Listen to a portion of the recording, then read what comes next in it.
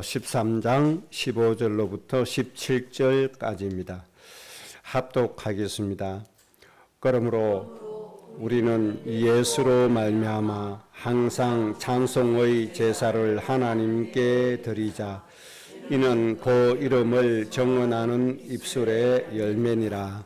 오직 선을 행함과 서로 나누어 주기를 잊지 말라. 하나님은 이 같은 제사를 기뻐하시느니라. 너희를 인도하는 자들에게 순종하고 복종하라. 그들은 너희 영혼을 위하여 경성하기를 자신들이 청산할 자인 것 같이 하느니라. 그들로 하여금 즐거움 이것을 하게 하고 근심으로 하게 하지 말라. 그렇지 않으면 너희에게 유익이 없느니라. 아멘. 오늘 말씀의 주제는 하나님이 기뻐하시는 제사, 이런 주제로 말씀 받겠습니다. 우리가 먼저 정리 잘 해야 될 게 있습니다. 하나님은 우리에게 복 주시는 분이시죠. 그래서 우리가 정리할 것은 복이 도대체 뭔가, 복이란 무엇인가 잘 정리하고 넘어가겠습니다. 단순히 육신의 생각으로 내가 원하는 거 이루어지는 것, 내 소원하는 것을 하나님이 이루어 주시는 것, 이렇게 생각하면 아주 부분적인 것밖에 되지 않습니다. 하나님의 복이라고 하는 것은 요한일서 3장 8절에 예수님이 이 땅에 오신 이유를 말씀해 주셨죠. 하나님의 아들이 이 땅에 오신 이유는 뭐라고 말씀하셨죠?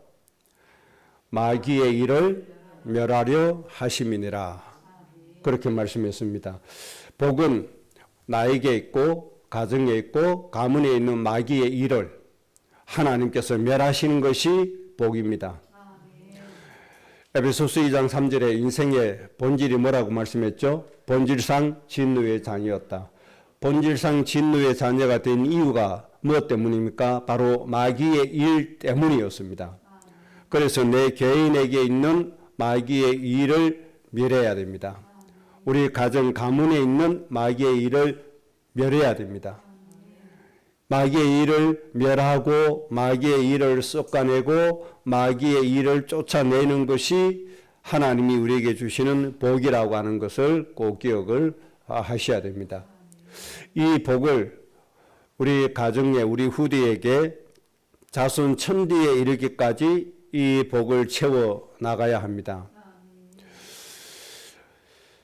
우리 선대로부터 하나님 믿고 또 복중에서 하나님 누리는 그 어머니 뱃속에서 잉태되고 태어난 사람은 본질상 진노의 자녀, 이 마귀의 일이 도대체 뭔가 잘 이해를 못하는 분들이 너무나 많아요. 이미 하나님께서 마귀의 일을 멸하시고 하나님이 주신 평화로 살다 보니까, 하나님이 주신 화평으로 살다 보니까 이 마귀의 일이 얼마나 심각한지를 잘 모릅니다. 그런데 불신 가정에서 태어나고 마귀의 일이 아주 성황하는 그 가정에서 자라난 사람이나 생활하는 사람들은 이 마귀의 일이 얼마나 인간을 고통스럽게 하는가를 잘 알아요.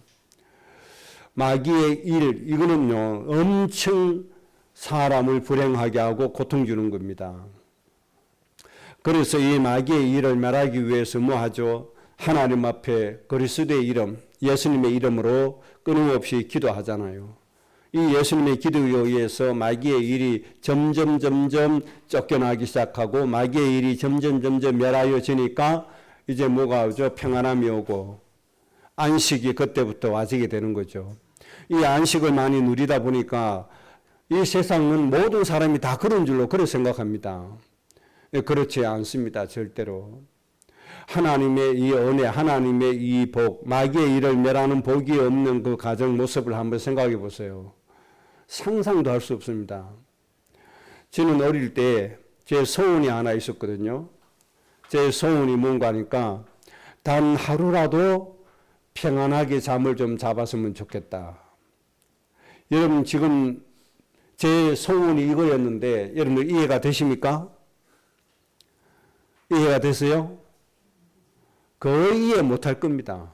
아니 자면 되지. 불면증 걸렸나? 이렇게 반문할 줄은 몰라요. 불면증 걸린 게 아닙니다. 잠을 잘 수 있는 상황이 안 되는 겁니다. 마귀의 일이 가정에 들어오면 잠을 잘 수 있는 상황이 안 돼요. 편안히 앉아서 먹을 수 있는 게 없어요. 그런 상황이 안 돼요. 그래서 청소년 때 제 소원이 잠 한 번 편하게 잤으면 좋겠다. 이게 제 소원이었고, 저는 제 자신 안타깝게 생각하는 부분이, 저는 고등학교 졸업하고 청년이 되고 제 기억 속에 가정에서 평안하게 즐거움과 기쁨으로 웃어본 기억이 없어요. 이것이 제 인생을 참 안타깝게 생각하는 부분이 하나입니다. 이런 생각해 보세요. 나이 20세가 넘도록 가정에서 웃어본 적이 없다. 여러분 상상이 됩니까? 상상이 안 되죠. 돌잔치 할 때 어떻게 하죠? 부모님들이, 집안 어른들이 애기 웃기려고 온갖 재롱을 다 떨어주잖아요. 할아버지도 손자 앞에 재롱을 떨어주잖아요. 웃기려고. 이런 평안함과 화목이 넘치는 가정이 마귀의 일 때문에 웃음 한 번 지어보지 못했다는 그 가정의 배경을 이해할 수 있습니까? 절대로 이해하지 못하죠. 이 마귀의 일 뽑아내는 게 복입니다. 이 마귀의 일 때문에 사람을 미워하죠. 이 마귀의 일 때문에 우울하죠. 이 마귀의 일 때문에 분노가 치솟죠. 이 마귀의 일, 이게 문제입니다. 그래서 하나님의 아들 예수님이 이 땅에 나타나신 것은 마귀의 일을 멸하기 위해서다. 여러분 모든 마귀의 일을 멸하시기 바랍니다. 우리 집안에는 저는 똑똑히 봤거든요. 우리 친가 외가에서 예수님 믿는 사람 아무도 없었어요. 친가 외가에 마귀의 일 때문에 고통받는 거 똑똑히 봤어요. 우리 부모님 세대뿐만 아니고 우리 형제 세대도 그랬어요. 우리 장남, 우리 형은, 원래 장남은 태어나서 못 먹어서 죽었지만은요. 그리고 살아남은 장남, 마귀의 일 때문에 엄청나게 고통받는 걸 봤습니다. 그래서 우리가 어떻게 하죠? 계속 기도하는 거죠. 사람을 괴롭히는 더러운 귀신 결박시켜달라고. 그랬더니 어떻게 되죠? 평안함이 딱 왔어요. 마귀의 일이 멸해지고 행복이 왔어요. 평안함이 왔어요. 평안하게 살다 보니까 하나님의 은혜인지를 몰라요. 하나님의 축복인지를 몰라요. 그래서 이제는 진짜 완전한 복으로 살아야 된다. 하나님의 자녀로 살자. 예수님 믿고 하나님의 백성이 되자. 그랬더니 저보고, 저 미친놈이 나보고 예수 믿고 복 받으라 한다고 고래고래 고함을 지르더라고요. 누구 덕에 그렇게 지금 마귀의 일이 멸해지고 행복하게 사는지를 몰라요. 그 자식들이 누구 때문에 자식들이 잘 되고 잘 사는지를 몰라요. 피눈물로 기도한 형제 때문이라는 걸 몰라요. 그걸 모르고 예수님 믿고 하나님 자녀 되어서 진짜 복을 누리자 하니까 저 미친놈이라는 거예요. 이게 우둔한 사람들입니다. 그런다고 우리가 포기하면 됩니까? 끝까지 모든 형제들의 가정에 하나님의 구원의 복이 임하도록 기도해야죠. 마귀의 일이 멸해지고 하나님의 축복이 임하도록 기도해야죠. 여러분, 가문, 자손, 천대에 이르기까지 마귀의 일을 멸하고 인간을 행복하게 하는 하나님의 복이 채워지시기 바랍니다. 우리는 이걸 위해서 오늘도 예배하는 겁니다. 우리는 이것을 위해서 하나님의 말씀 잡고 가는 겁니다. 그래서 인간의 생사화복이 누구 손에 있습니까? 하나님의 손에 다 있습니다. 그래서 우리는 하나님이 기뻐하시는 제사를 드릴 수 있어야 합니다. 하나님이 기뻐하시는 제사를 드릴 때 하나님의 기쁨으로 우리에게 하나님의 복을 충만하게 해주시는 겁니다. 우리 인간의 생사화복 모든 걸 주관하시는 분은 하나님이십니다. 이 하나님 마음을 기쁘시게 해드려야 돼요. 이 하나님이 우리를 보고 기뻐하셔야 돼요. 그때 하나님이 기쁨으로 우리에게 복을 주신다 이 말입니다. 그래서 여러분의 삶이 하나님이 기뻐하시는 제사의 삶이 꼭 되어주시기를 주의 이름으로 축복합니다. 여러 가지 있지만 오늘 히브리서 13장 16절의 말씀에서는 이렇게 하고 계시죠. 오직 선을 행하라. 서로 나누어 주기를 잊지 마라. 하나님은 이 같은 제사를 기뻐하시느니라. 선을 행하고 서로 나누어 주는 것, 이것이 하나님이 기뻐하시는 제사라고 하는 겁니다. 세상 사람들은 움켜쥐기를 좋아하죠. 그래서 돈이란 건 움켜쥐면 날아가 버리고 나누어 주면 쌓이는 것이 돈입니다. 행복이 그런 겁니다. 그래서 오늘 선을 행하고 나누어 주는 것도 하나님의 제사라는 거예요. 모여서 예배 순서에 따라서 예배하는 것만 제사가 아니고 선을 행하는 것도 제사고 어려운 사람에게 나누어 주는 것도 제사다. 이것이 그냥 제사가 아니고 하나님이 기뻐하시는 제사다. 그렇게 말씀해 주시는 겁니다. 그러니까 구원받은 하나님의 백성들이 살아야 될 삶의 모습인 거죠. 삶 자체가 제사인 겁니다. 우리의 생활 자체가 예배가 되는 겁니다. 하나님은 우리의 모든 삶을 눈동자와 같이 지키시고 지켜보시는 겁니다. 우리의 모든 행동 하나하나 지켜보시는 겁니다. 그래서 우리의 모든 생활이 하나님의 선을 행하고 나누어 준 것 때문에 우리의 생활 자체가 하나님이 기뻐하시는 하나님의 축복을 불러오는 그런 제사가 될 수 있도록 여러분의 삶이 복되는 삶이 되시기를 바랍니다. 오늘 말씀 크게 두 가지 주제를 말씀드리겠습니다. 첫째는 하나님은 어떤 분이시냐, 이런 부분입니다. 그 다음에 두 번째는 우리의 삶의 방법이 어떤 방법이어야 하나님이 기뻐하시느냐, 이런 큰 주제 두 가지로 말씀드립니다. 첫째는 하나님은 어떤 분이시냐. 하나님은 이 세상 모든 사람들에게 아낌없이 모든 것을 주시는 분이시다. 하나님 성품 자체가 주시는 분이심을 우리가 깨달아야 돼요. 그래서 우리는 누구를 본받는 거죠? 하나님을 본받게 되는 겁니다. 하나님은 주시는 분이시다. 하나님의 성품 자체가 주시는 분이십니다. 이 하나님의 성품을 먼저 잘 알아야 합니다. 누가복음 22장 19절에 너희를 위하여 주는 내 몸이니, 이렇게 말씀했습니다. 이 말씀의 배경은 성만찬하는 중에 주님이 포도주와 떡을 가지고 축복하시면서 주신 말씀이 되겠습니다. 예수님의 몸을 기념하는 방법이 성만찬일이잖아요. 포도주는 예수님의 피를 의미하고 떡은 예수님의 살을 의미합니다. 이 예수님의 죽으심을 기념하면서 주시는 말씀이 너희를 위하여 주는 내 몸이다. 예수님의 육신이 우리를 위해서 주는 것이라고 말씀했습니다. 무엇으로 주셨죠? 모든 죄를 사하는 대속제물로 우리에게 주셨습니다.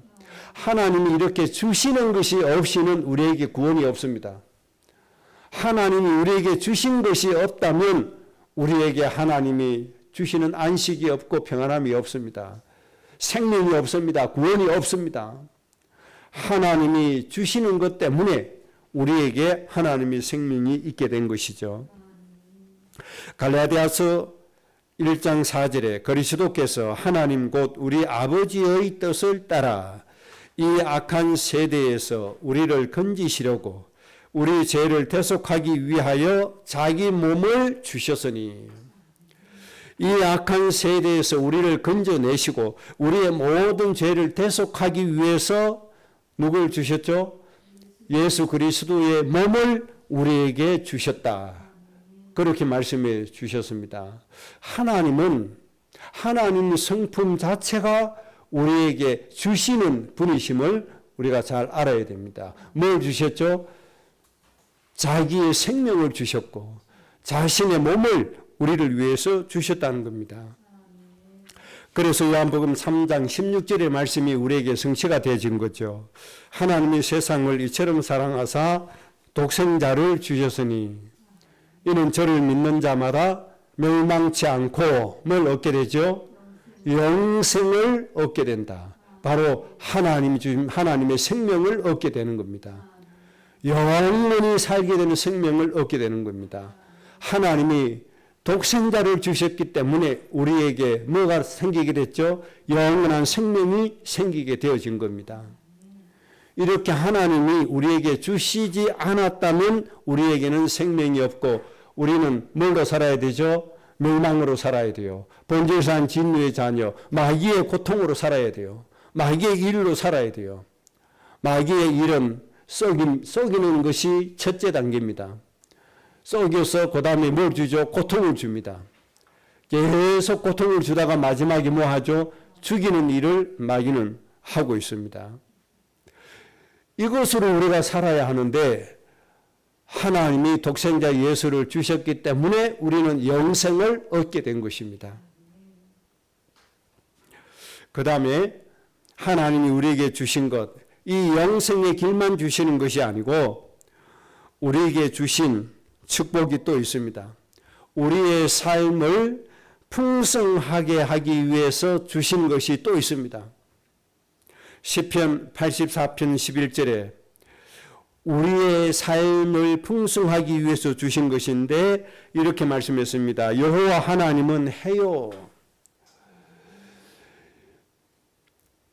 장마 때 우리가 얼마나 해를 기다립니까? 바로 그 해입니다. 이 해가 없으면 인간 건강도 유지가 안 됩니다. 열매도 없습니다. 살아갈 수가 없어요. 그래서 여호와 하나님은 우리의 건강 유지하고 우리의 열매를 얻게 하는 우리에게 유익을 주는 해다 말이에요. 그리고 우리의 방패이시다. 여호와께서 은혜와 영화를 우리에게 주신다. 하나님의 은혜와 영화를 주신다. 우리를 영광스럽게 해주신다는 겁니다. 이 영화롭게 한다는 말은 잘 된다는 겁니까? 못 된다는 겁니까? 잘 된다는 거예요. 신명기 28장의 표현을 따르면 우리를 머리가 되게 하시고 꼬리가 되지 않게 하신다. 높은 데 있게 하시고 낮은 데 있지 않게 해 주신다. 그렇게 말씀해 주신 것과 같습니다. 그 다음에 정직을 행하는 자에게 정의와 공의죠. 정의와 공의를 행하는 자에게 좋은 것을 아끼지 아니할 것임이니라. 하나님은 우리에게 좋은 것을 주시되 아끼지 않고 주시게 된다. 이렇게 말씀해 주셨습니다. 하나님은 이렇게 우리에게 주시는 분이세요. 하나님이 이 좋은 것 여러분 가정 개인의 인생에 차곡차곡 쌓아가시기 바랍니다. 여러분의 가정 천대 이르기까지 이 축복이 넘쳐나도록 차곡차곡 쌓아가셔야 돼요. 로마서 8장 32절 자기 아들을 아끼지 아니하시고 우리 모든 사람을 위하여 내주신 이가 어찌 그 아들과 함께 모든 것을 우리에게 주시지 아니하겠느냐. 아들을 아끼지 않고 우리에게 주신 그 하나님이 그 아들 예수와 함께 모든 것을 우리에게 주신다는 말씀이죠. 안 주실 이유가 없다. 그 아들과 함께 모든 것을 우리에게 주신다. 그리고 모든 사람을 위하여 내주셨다. 이렇게 말씀해 주셨습니다. 제한이 없습니다. 모든 사람에게 예수님과 함께 모든 것을 우리에게 주셨다. 이렇게 말씀해 주셨습니다. 이렇게 하나님은 아낌없이 우리에게 주시는 하나님이십니다. 주시되 인색함으로 주시지 않습니다. 억지로 주시지 않습니다. 하나님의 마음이 기뻐하고 즐거움이 넘쳐서 우리에게 주시는 겁니다. 이런 은혜로 여러분들이 살아가 주셔야 됩니다. 그래서 하나님은 어떤 분이시라고요? 생명도 주시고 우리의 인생의 삶이 풍성해지도록 모든 것을 다하여 주신 분이었다. 앞으로도 계속 주시는 분이시다. 이렇게 하나님의 성품을 우리가 정리하고 가야 되겠습니다. 그게 두 번째입니다. 그러면 이 하나님의 자녀로서 우리의 삶의 방법은 어떻게 해야 되는가? 하나님의 복을 받기 위한 삶, 이렇게 정리가 되어지면 되겠습니다. 하나님이 주시는 그 풍성함, 아끼지 않고 우리에게 모든 것을 주시는 이 은혜, 이것을 우리가 받기 위한 우리의 삶이 되어져야 됩니다. 사도행전 20장 35절에 이렇게 말씀했습니다. 범사에 여러분에게 모본을 보여준 바와 같이 수고하여 약한 사람들을 돕고, 범사에 모본을 보여준 것 같이 수고해라. 어떤 수고? 약한 사람들을 돕는 수고를 아끼지 마라. 또 주 예수께서 친히 말씀하신 바 주는 것이 받는 것보다 복이 있다 하심을 기억하여야 할지니라. 두 가지를 말씀했습니다. 약한 사람 돕는 수고를 아끼지 마라. 꼭 기억해라. 주는 것이 받는 것보다 더 복이 있다. 이 하나님의 원리를 우리가 익히 알고 살아야 됩니다. 우리는 받는 것을 좋아하죠. 누가 주면 받을 때 기분이 좋죠. 그것도 물론 복이 되지만 받는 것보다 더 복되는 것이 있다. 뭐라고요? 주는 것이 더 복되다.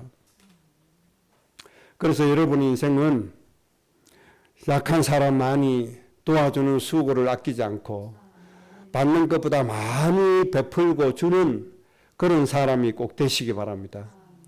이것이 하나님이 기뻐하시는 제사가 됩니다. 이때 하나님이 우리에게 끊임없이 하나님의 복을 채워주시는 겁니다. 그래서 이런 얘기가 나와줘야 됩니다. 저 사람, 저 가정에 도움을 받지 않은 사람이 없었다.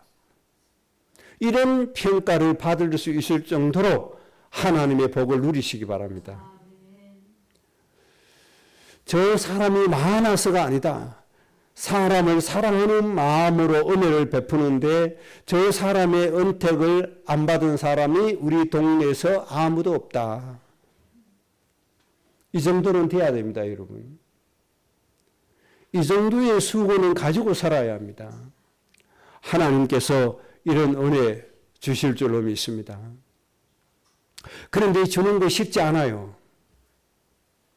왜 쉽지 않냐? 물론 우리가 없어서도 쉽지 않지만 또 많은 경제가 필요해서도 쉽지 않지만 이것을 시기하고 방해하는 사람이 있어요.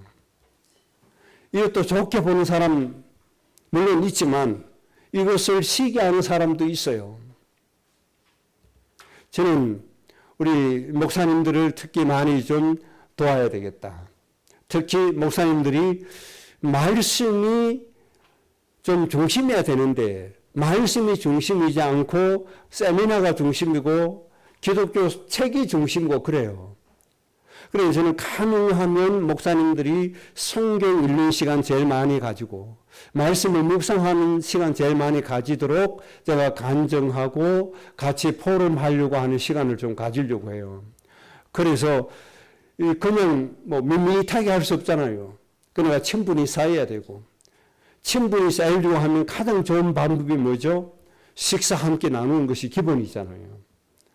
그래서 제가 가능하면 식사 대접하고 식사하면서 말씀 포럼하고 그렇게 하는 거를 좀 해야 되겠다. 마음 먹고 시도를 했어요. 그랬더니 이것을 좋게 보는 게 아니고 이것을 아주 안 좋게 보고 문제를 삼는 사람이 있더라고요. 지금 목사 밥 사 먹여서 자기 당을 짓는다. 자기 당력 짓네? 이렇게 시비 거는 사람도 있어요. 참 수준이 그렇구나. 그렇다고 해서 우리가 할 일을 못하면 또 안 되잖아요. 그래서 전체적인 분위기가 또 중요하니까 일단 제가 중단을 했어요. 이것 때문에 또 모든 분위기가 깨지면 안 되니까. 이렇습니다. 이런 방해가 또 일어나요. 그래서 이게 쉬운 것만 아니에요. 항상 이런 일이 일어납니다. 그러나 이런 일은 중단하면 되지 않습니다. 그래서 여러분들 하나님 앞에 소원을 꼭 가지세요. 우리 가정 때문에, 우리 가문 때문에 모든 동네 사람들이 도움을 받고 하나님의 은혜를 입었다. 이런 평가를 받을 수 있는 여러분의 복된 가정 꼭 되시기 바랍니다. 그 다음에 두 번째, 우리의 삶의 방법입니다. 마태복음 25장 34절에서 46절입니다. 예수님께서 말씀하셨습니다. 오른편에 있는 사람과 왼편에 있는 사람 두 부류로 갈랐습니다. 그래서 오른편에 있는 사람은 예수님의 뜻대로 사는 사람, 왼편에 있는 사람들은 예수님의 뜻대로 살지 않는 사람, 이렇게 구분을 했어요. 그래서 오른편에 있는 사람은 이렇게 평가했어요. 예수님이. 내가 줄일 때 오른편에 있는 사람들은 나에게 먹을 것을 주었다. 내가 목마를 때 오른편에 있는 사람은 나에게 마실 것을 주었다. 오른편에 있는 사람들은 내가 나그네 되었을 때 나를 영접했다. 내가 헐벗었을 때 옷을 입혀 주었다. 내가 병들었을 때 돌보아 주었다. 옥에 갇혔을 때 와서 나를 위로하고 와서 보았다. 이렇게 말씀했습니다. 이렇게 말씀하시니까 오른쪽에 있는 의인들이 아니 예수님, 우리가 언제 그렇게 했습니까? 우리가 예수님께 그렇게 하신 적이 없는데요. 이렇게 예수님께 말씀을 하죠. 그러니까 예수님께서 뭐라고 말씀하시는 거 하니까 이렇게 말씀하십니다. 작은 자 하나에게 한 것이 곧 내게 한 것이다. 예수님이 이렇게 말씀하셨습니다. 나에게 직접 한 것은 아니지만 저 작은 자에게 한 것이 나에게 직접 한 것하고 똑같다. 예수님이 이렇게 말씀하신 겁니다. 여러분, 우리 이웃에게 한 것이 예수님에게 한 것임을 믿으시기 바랍니다. 이렇게 말씀하시니까 왼쪽에 있는 사람들이 또 이렇게 얘기합니다. 예수님, 우리는 예수님 헐벗었을 때 옷을 입혔습니다. 우리는 왜 안 했습니까? 우리는 했습니다. 했다는 거예요. 근데 예수님께서 뭐라고 말씀하셨죠? 작은 소자에게 안 한 것이 곧 내게 안 한 것이다. 이렇게 말씀했습니다. 작은 소자에게 한 것이 내게 안 한 것이다. 그러니까 우리 주위에 어려운 사람이 있는데 그들을 외면했다. 누구를 외면했죠? 누구를 외면해요? 예수님을 외면했다. 이런 책에 이런 얘기가 있죠. 예수님께서 어느 날 거지의 모습으로 큰 교회 한 분 방문을 하셨는데 처음부터 예수님을 못 들어오게 막았다는 거죠. 왜? 너무 누추하니까. 너무 냄새가 나니까. 저 고급진 예배당에 들어가면 그 사람들이 냄새 때문에 예배 방해되니까 못 들어오게 막았어요. 이게 그냥 우스갯소리가 아닙니다. 예수님을 직접 막지 않았지만 누굴 막는 거예요? 하나님의 도움이 필요한 사람을 막는 거잖아요. 정말 어려운 사람을 외면하는 거잖아요.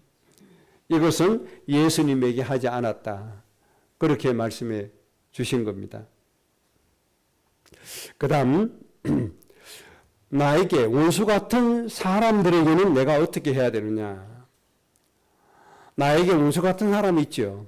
나에게 늘 손해만 끼치는 사람, 나를 늘 괴롭히는 사람, 이런 사람이 있습니다. 이 같은 사람에게는 누가복음 6장 35절에 이렇게 말씀했죠. 오직 너희는 원수를 사랑하고 선대해라.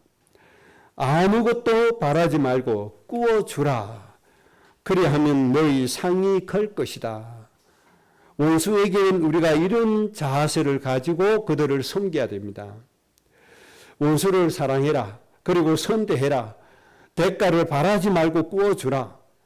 그렇게 하면 너희의 상이 어떻게 될 것이죠? 크게 될 것이다. 이렇게 말씀해 주셨습니다. 그 다음 우리에게 중요한 사람이 누굽니까?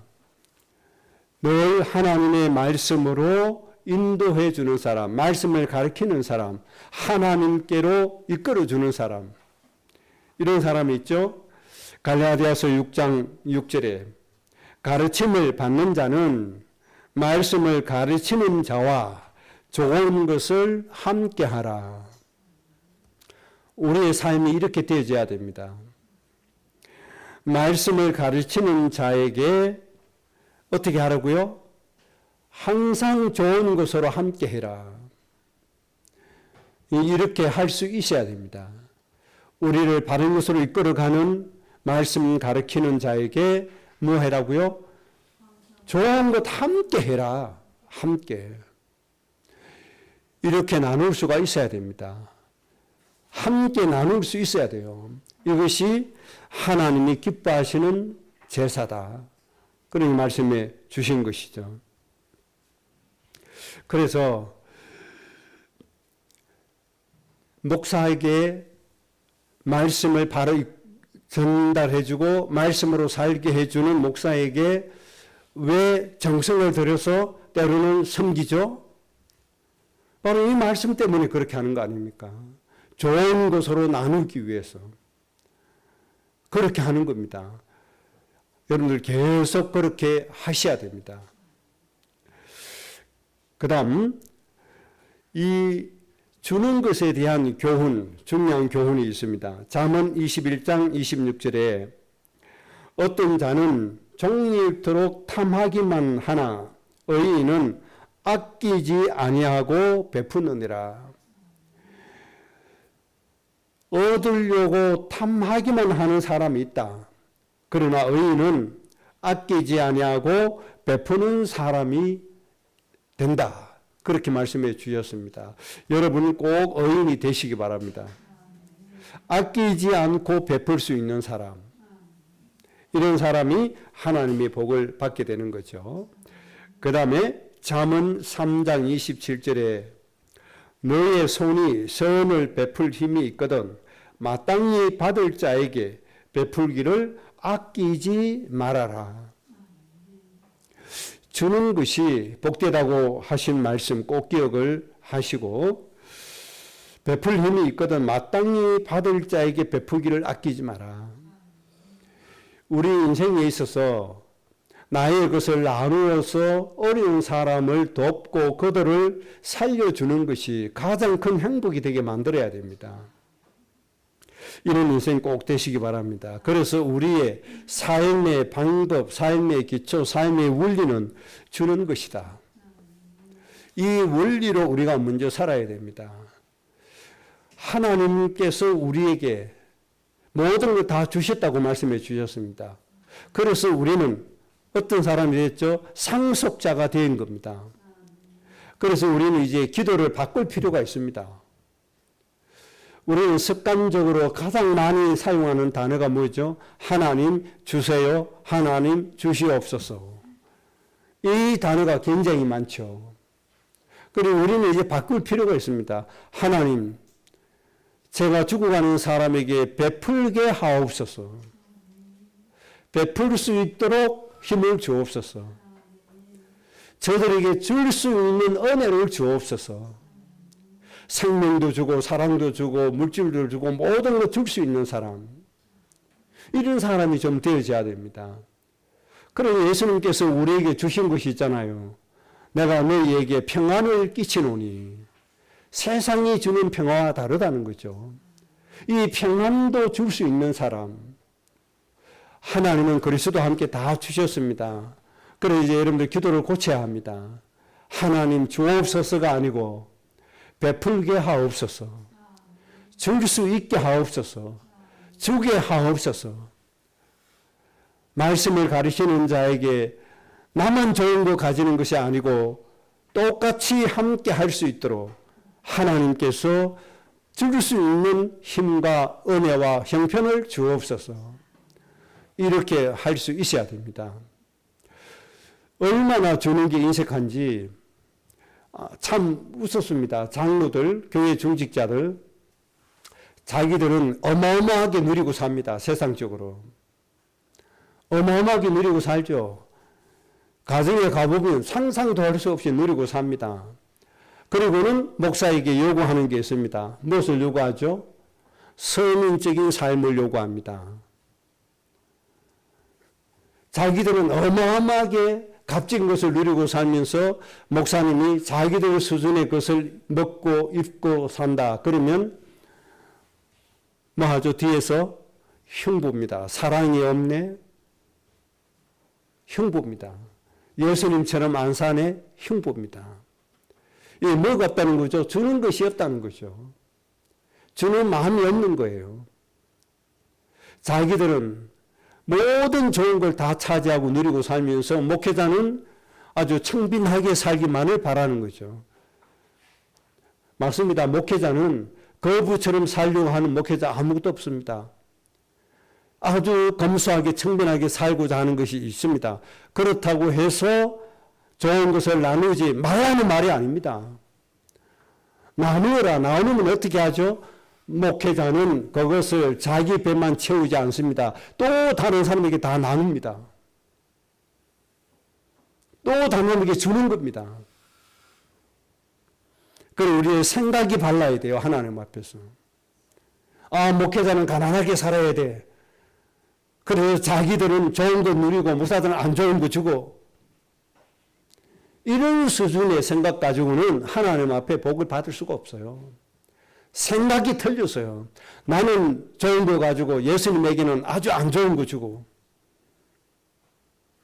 하나님께 가장 좋은 거 드려야죠.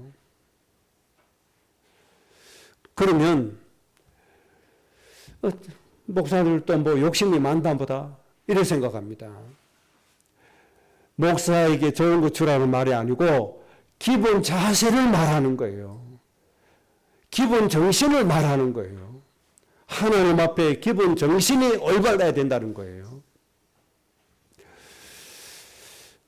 그러면 목회자는 뭐예요?